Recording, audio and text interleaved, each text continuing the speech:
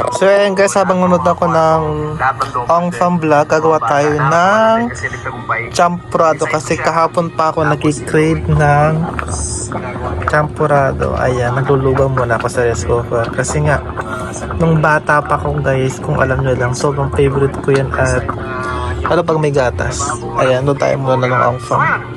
So bibili muna ako ng mga ingredients, kokwa, tsaka iba na gatas para mas masarap. So ayan, nakabili na ako ng kokwa. Ayan, dalawa binili ko. Tsaka iba para mas masarap at mas sulit.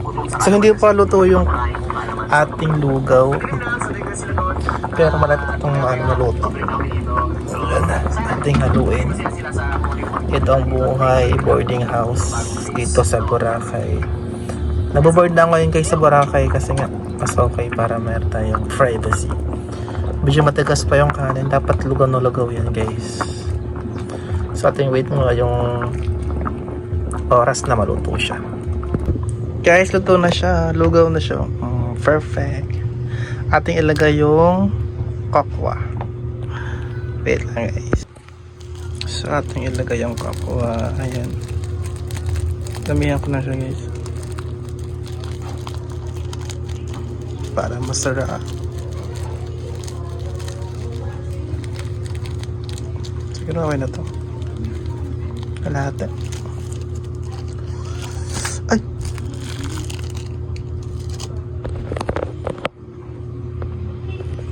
ating haluin. Sarap ito. Alam mo nung kabataan, nung bata pa ako, ito yung pinaka-favorite ko sa lahat. Especially kapag umuulan, yung weather talaga yung pinaka-the best. Yan, umuulan, tapos pag uwi ko sa bahay, bibili ako sa tindahan. Kasi dati ito lang to tig piso. Isang sachet. Maliit lang yan, tig piso lang siya. Ngayon 10 pesos lang isang ibalot. Oh, parang kulang pa sa ko. Ating dagdagan guys. So guys, nalagyan ko na siya ng asukal. Ngayon naman is ibap. Ayan. Oh, perfect. Para ano siya. Oh, sarap. Na-miss ko to. Siguro ilang years na ako din nakatikim ng ganito. Mga 5 years. Oh, perfect guys. Sarap ito. So meron na siyang asukal. Nilagyan ko na ng konting iba para ano siya, lumamdaw siya ng konti kasi medyo natututong siya eh. Ayan. Ang sarap. Tingnan ba natin ng heart. Perfect. Ating haluin. O diba, DIY lang yan. Kahit sa boarding house ka, pwede kang gawa ng champurado. Ayan. So eto na po ang finished product ng aking champurado DIY dito sa boarding house. Ayan, ating harapin yung meron siyang sarap. Ayan. So kain na tayo, let's go.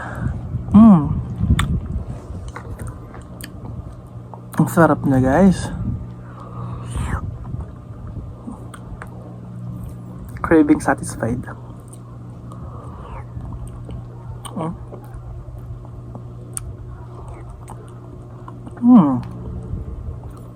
Ang sarap.